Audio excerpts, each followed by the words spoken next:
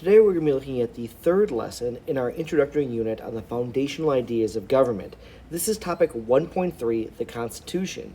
The goal of this lesson is for you to be able to walk away from this video being able to describe how the U.S. Constitution reflects the American beliefs about government.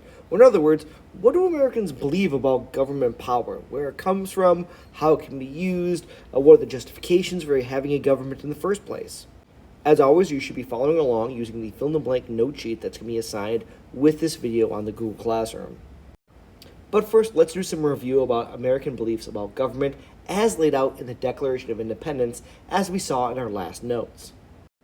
According to the Declaration of Independence, which is the document that declared our intent to create a whole new government separate from England, says that we are born with natural rights that the government cannot take from us.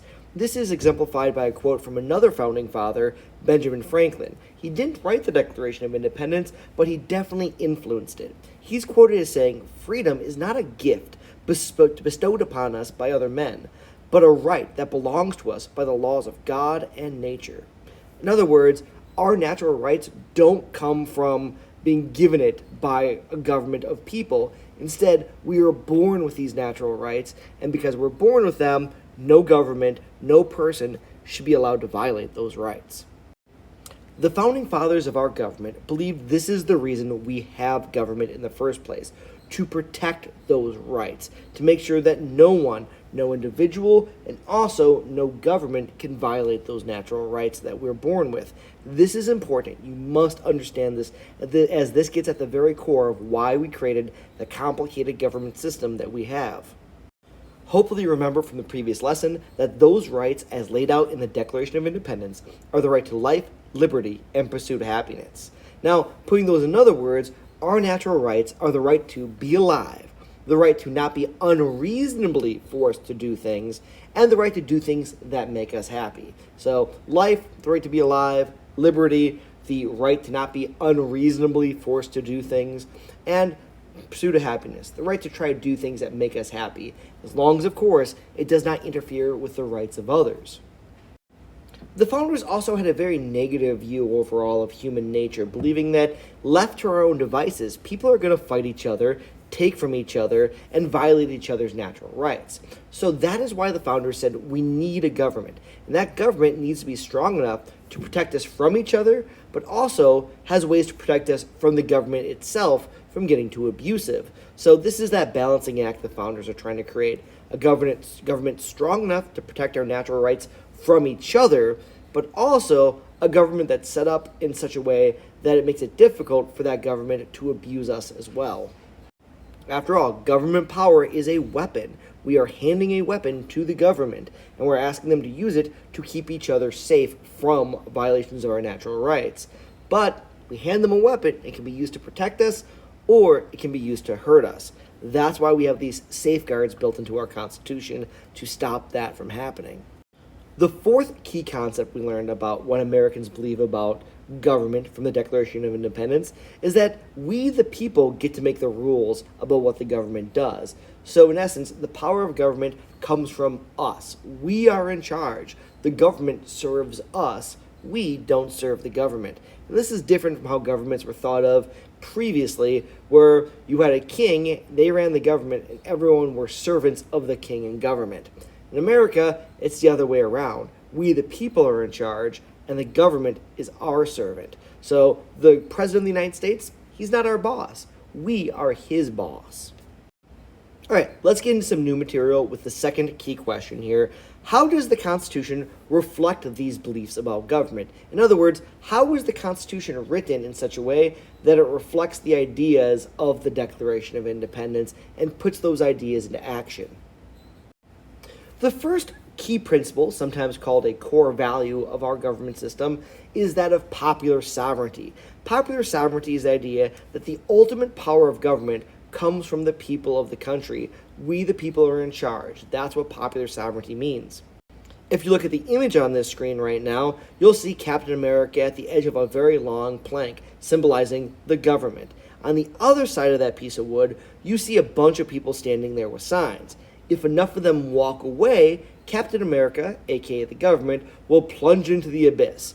So that is essentially a way of visualizing how we're in charge. We can walk away from the government and destroy the government whenever we want, because ultimately we're in charge and it can only do what we allow it to do. Now, how does the Constitution reflect this idea of popular sovereignty, the idea that we the people are in charge? Well, I'm glad you asked. First and foremost, it means the Constitution sets up a representative democracy, which is just a fancy name for a republic, which we talked about in a previous lesson. So our Constitution sets up a Republican-style government, and that's Republican with a small r, not to be confused with Republican with a capital R, which is the name of a political party here in America, but we'll get to that in our next unit. So what is a republic again? What is a representative democracy? It's essentially where we vote for leaders who we are going to temporarily loan the powers of government. So when we elect a president, we're temporarily letting them have the executive power in our country. When we elect a member of Congress, we're temporarily allowing that person to use the legislative power in our system. And again, it's temporary. The idea is that if we don't like what they're doing, we'll keep track of them, we'll watch them, and if they don't use that power the way we like, we have the power to, during the next election, take that power away from them and give it to someone else who will use it the way we want. This is how we exert popular sovereignty. Instead of directly voting on everything, we loan the power to people who use it on our behalf, and then we can choose to let them keep using it or give it to someone else during the next election. So we also have the power to vote to change the Constitution itself. We, the people, have a role to play in changing the overall structure of our government. We do this through the amendment process, which takes Congress to take an action, and then the states have to take actions as well. But again, this is all done through voting, giving us the people a say in how the government is both organized and how they use the power that we give them.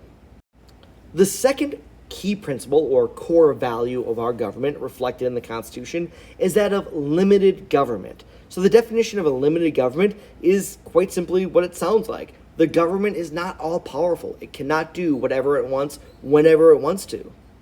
It can only make laws about the things that we allow it to make laws about.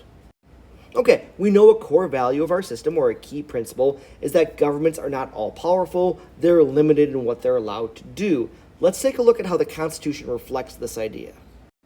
First off, it says directly in the Constitution that the federal government, our national government, is only able to do the things that the Constitution says it can do. It literally lists out what we call the enumerated or delegated, sometimes we call them the expressed powers, but essentially there's line by line in the Constitution a list of things we are saying, yes, the federal government can make laws about these things.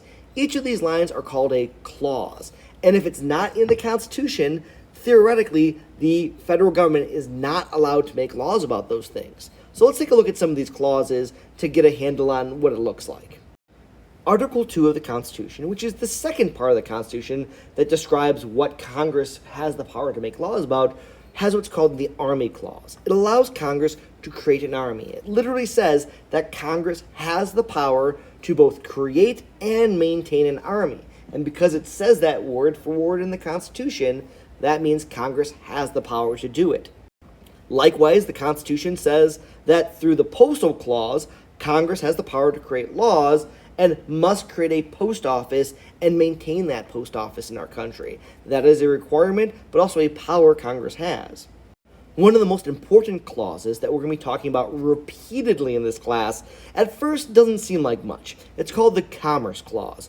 The Commerce Clause was designed to give Congress the authority, so the national government the power, to make laws about anything that travels from one state into another state. We call this interstate trade. So anything that crosses from one state into another, Congress was given the power to make laws about. Again, you're going to want to memorize what the Commerce Clause is because we're going to be talking about it a lot in this class. Another clause we'll be talking about in a future unit, I think it's Unit 5, is the Due Process Clause. This requires the government to go through specific steps before it can punish you, right? The government does not have the power to just pick you up off the streets and throw you in prison. If they're going to accuse you of a crime, they've got to follow specific steps, such as giving you a trial, letting you having a lawyer, letting you present evidence to show that you're innocent. This is all part of what's called the Due Process Clause, which limits the power of the government to punish people because it has to prove someone did the crime before they're allowed to punish them. That's because of the Due Process Clause.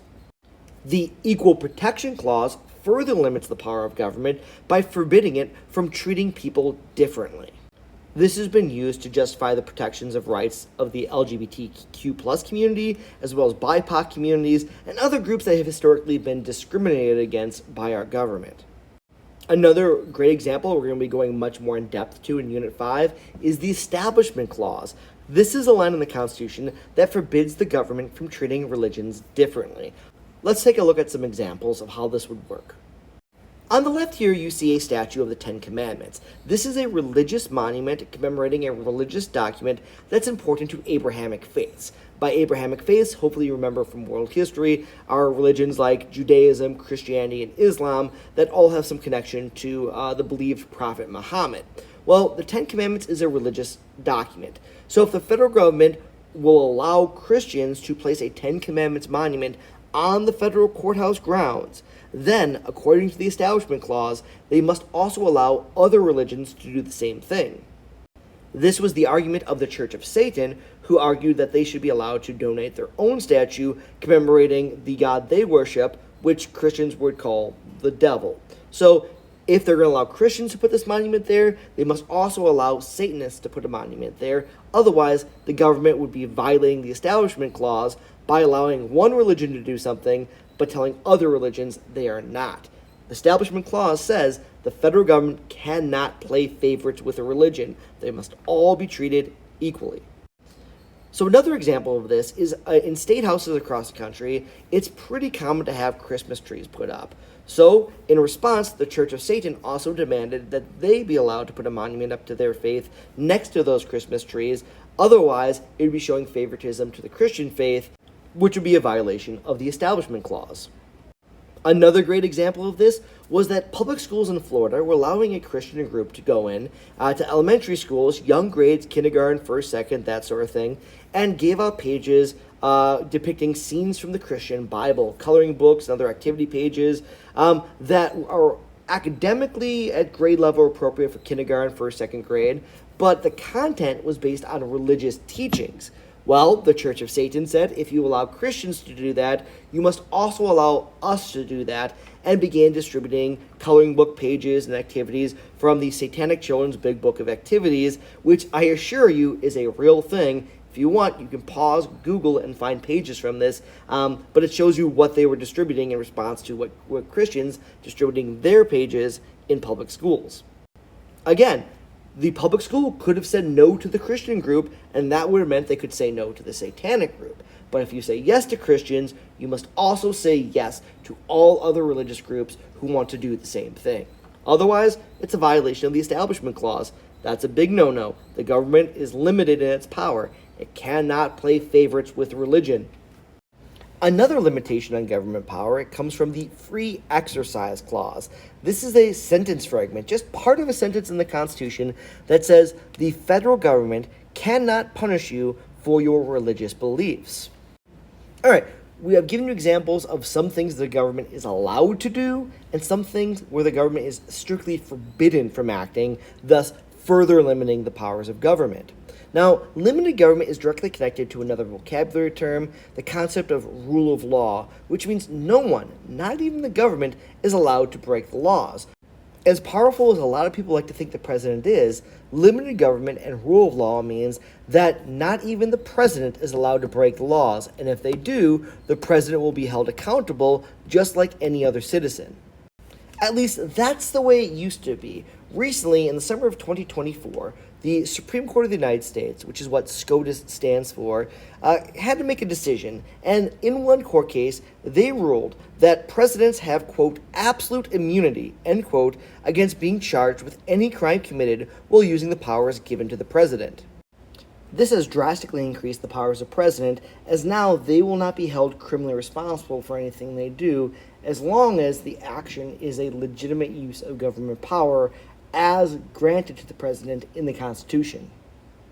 Moving on, another key principle or core value of our Constitution is that of federalism, the belief that government power should be divided up between state governments and the national government. This is to ensure that no one group has too much power over us. This is reflected in the Constitution by the idea that the Constitution says the federal government or national government is only allowed to do specific things. So, for instance, only the national government can use what we call the express powers. These include the power to declare war, the power to make rules about immigration, who comes into our country, the power to make treaties with other countries, and the power to print money.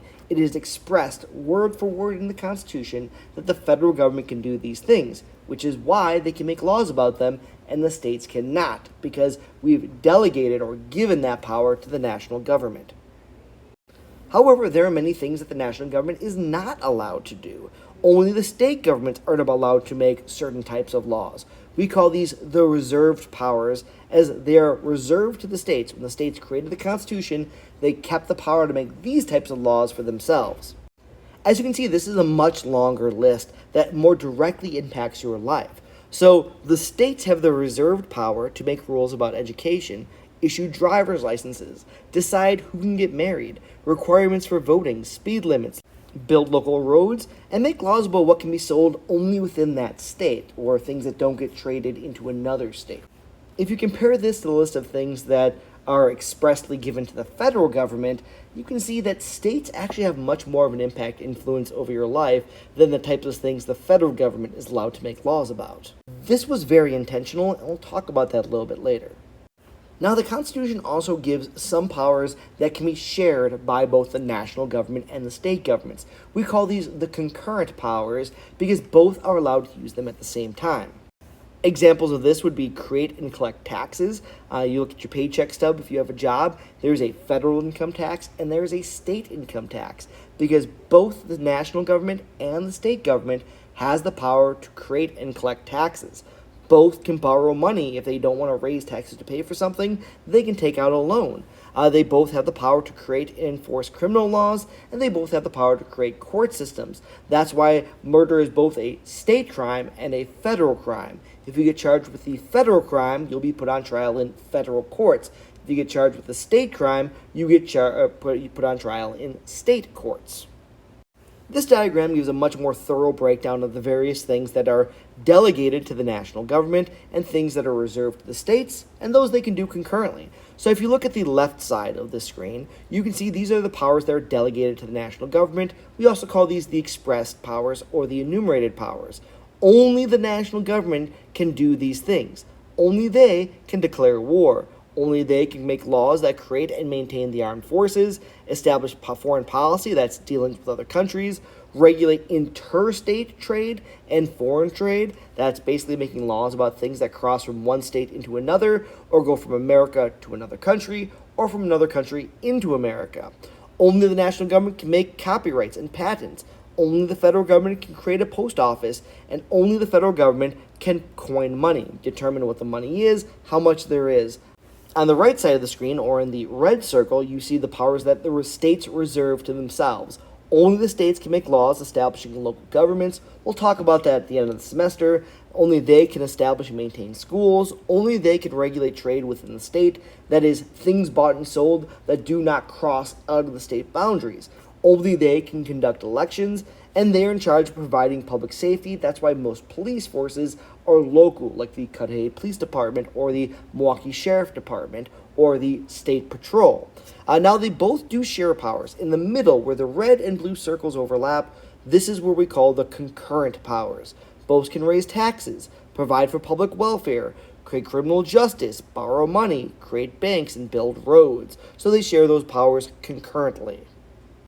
Separation of powers is another core value or key principle of our Constitution. Separating powers means breaking up the government into three different parts. Again, the goal here is to make sure that the federal government is not so strong that it can abuse our rights. To understand separation of powers, you need to understand that every government has three key powers, three things they can really do. The first is the legislative power, which is the power to create laws. The second is the executive power, and this is the power to make sure that laws are being followed.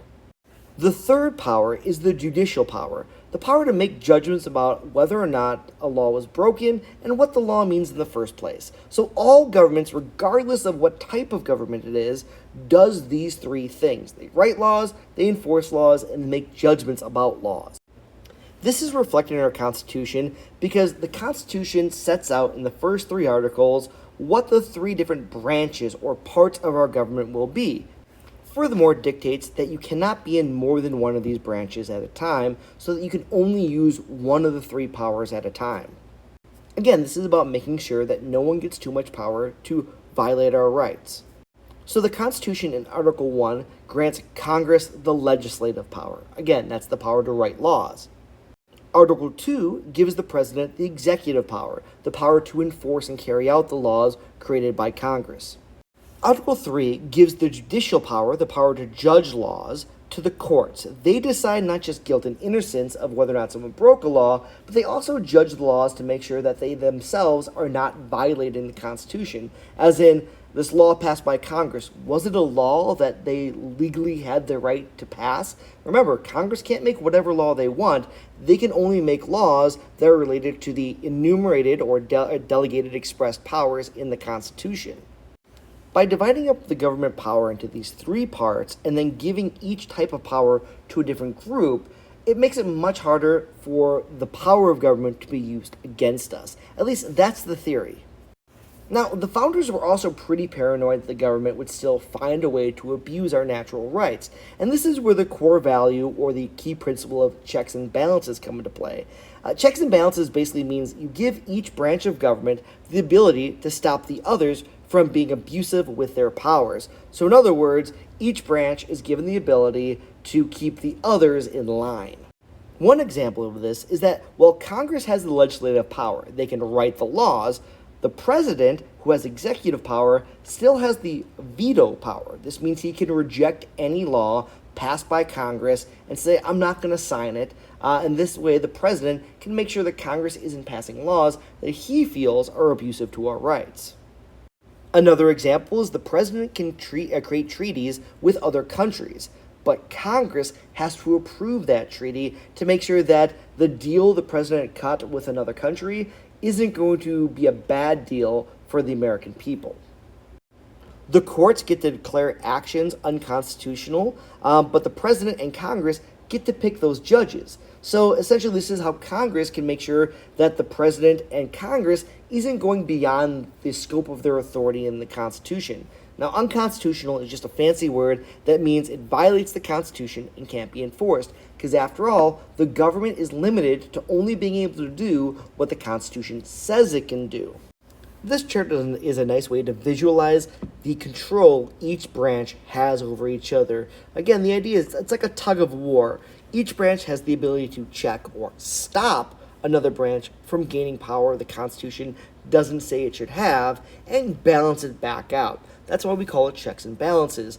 The idea here is that each branch will jealously guard its own power, because if the legislative branch, Congress, gains more power, it'll come at the cost of one of the other two branches, who will then step up and use their checks to keep Congress in line in order to protect its own power base.